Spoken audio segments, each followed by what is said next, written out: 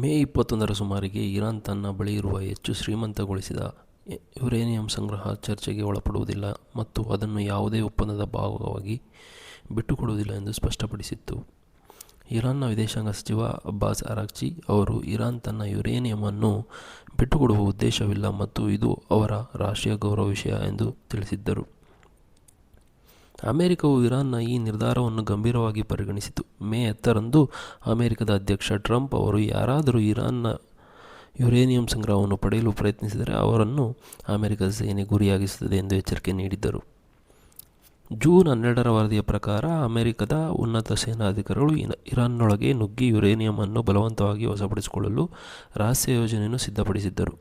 ಆದಾಗ್ಯೂ ಅಧ್ಯಕ್ಷ ಟ್ರಂಪ್ ಅವರು ಈ ಯೋಜನೆಯನ್ನು ಸದ್ಯಕ್ಕೆ ತಡೆಹಿಡಿದಿದ್ದಾರೆ, ಆದರೆ ಇದು ಸಂಪೂರ್ಣವಾಗಿ ರದ್ದುಗೊಂಡಿಲ್ಲ. ಅಮೆರಿಕದ ಈ ಕಾರ್ಯಾಚರಣೆಯು ಕಷ್ಟಕರವಾಗಿದೆ ಯಾಕೆಂದರೆ ಯುರೇನಿಯಂ ಅನಿಲ ರೂಪದಲ್ಲಿದೆ, ಯುರೇನಿಯಂ ಹೆಕ್ಸಾಫ್ಲೋರೈಡ್ ರೂಪದಲ್ಲಿದೆ ಮತ್ತು ಅದು ಎಲ್ಲಿ ಸಂಗ್ರಹವಾಗಿದೆ ಎಂಬುದನ್ನು ಸ್ಪಷ್ಟವಾಗಿಲ್ಲ. ಇದನ್ನು ನಿರ್ವಹಿಸುವುದು ತುಂಬ ಅಪಾಯಕಾರಿ ಎಂದು ತಜ್ಞರು ಎಚ್ಚರಿಸಿದ್ದಾರೆ. ಫೆಬ್ರವರಿ 28ರಂದು ಆರಂಭವಾದ ಈ ಸಂಘರ್ಷದಲ್ಲಿ ಇರಾನ್ನ ಸರ್ವೋಚ್ಚ ನಾಯಕ ಅಲಿ ಖಮೇನಿ ಅವರು ಮೃತಪಟ್ಟಿದ್ದಾರೆ. ನಂತರದ ದಿನಗಳಲ್ಲಿ ನಡೆದ ಬಾಂಬ್ ದಾಳಿಗಳ ಹೊರತಾಗಿಯೂ ಯುರೇನಿಯಂ ಸಂಗ್ರಹವು ಸುರಕ್ಷಿತವಾಗಿದೆ ಎಂದು ವರದಿ. ಮೇ 21ರಂದು ಇರಾನ್ನ ಉನ್ನತ ಪರಮಾಣು ಸಂಧಾನಕಾರ ಅಬ್ಬಾಸ್ ಅರಾಗ್ಚಿ ಇರಾನ್ ಎಂದಿಗೂ ಯುರೇನಿಯಂ ಪುಷ್ಟೀಕರಣವನ್ನು ನಿಲ್ಲಿಸುವುದಿಲ್ಲ, ಯುರೇನಿಯಂ ಎನ್ರಿಚ್ಮೆಂಟನ್ನು ನಿಲ್ಲಿಸುವುದಿಲ್ಲ ಎಂದು ಘೋಷಿಸಿದ್ದರು.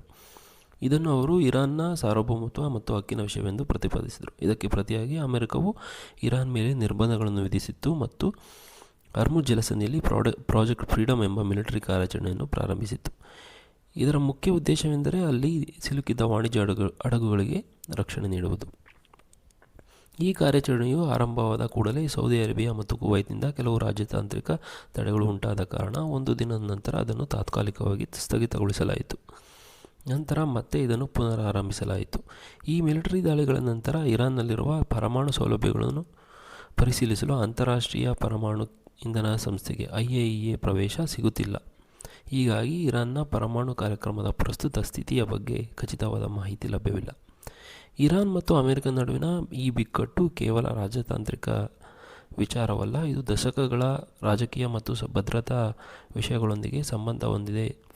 ಹಲವು ಬಾರಿ ಕದನ ವಿರಾಮದ ಪ್ರಯತ್ನಗಳು ನಡೆದರೂ ಮೂಲಭೂತ ಭಿನ್ನಾಭಿಪ್ರಾಯಗಳು ಬಗೆಹರಿದಿಲ್ಲ ಎಂಬುದು ಇಲ್ಲಿ ತಿಳಿಯುತ್ತದೆ.